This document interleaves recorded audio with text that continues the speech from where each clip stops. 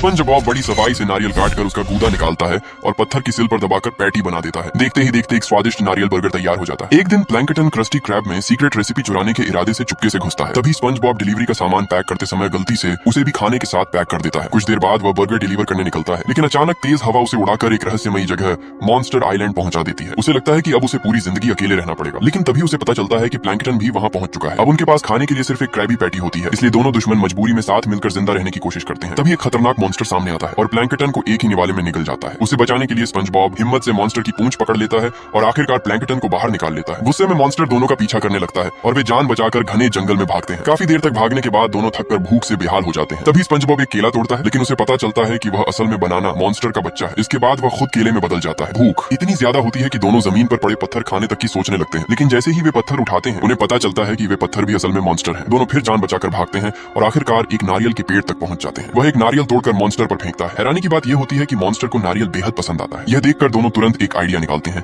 और monster island पर नारियल बर्गर का रेस्टोरेंट खोल देते हैं। जल्द ही वहां के मॉन्स्टर उनके सबसे वफादार ग्राहक बन जाते हैं और नारियल पैटी पूरे आइलैंड पर हिट हो जाती है। इस तरह दोनों आराम से अपना पेट भरने लगते हैं, लेकिन दिन खत्म होते ही उन्हें फिर से अपने घर की याद आने लगती है। दोनों वापस बिकिनी बॉटम जाने का फैसला करते हैं। वे मॉन्स्टर से कहते हैं कि उन्होंने उनके लिए एक खास सरप्राइज तैयार किया है, लेकिन इसके लिए सभी को आंखें बंद करके कान ढकने होंगे। जैसे ही मॉन्स्टर्स उनकी बात मानते हैं, दोनों रेस्टोरेंट को एक छोटी नाव में बदलकर वहां से निकलने की तैयारी कर लेते हैं। उन्हें लगता है कि उनका प्लान काम कर गया, लेकिन तभी पूरा मॉन्स्टर आइलैंड हिलने लगता है। असल में वह कोई आइलैंड था ही नहीं, बल्कि 1000 साल पुराना एक विशालकाय कछुआ था। वह दोनों का पीछा करते हुए उन्हें वापस बिकिनी बॉटम तक ले आता है। समुद्र में 6 साल भटकने के बाद आखिरकार दोनों क्रस्टी क्रैब पहुंचते हैं। पूरी कहानी सुनने के बाद मिस्टर क्रैब्स सभी को तुरंत रेस्टोरेंट से बाहर निकलने के लिए कहते हैं, लेकिन अगले ही पल वह विशालकाय कछुआ पूरे क्रस्टी क्रैब को ही निकल जाता है।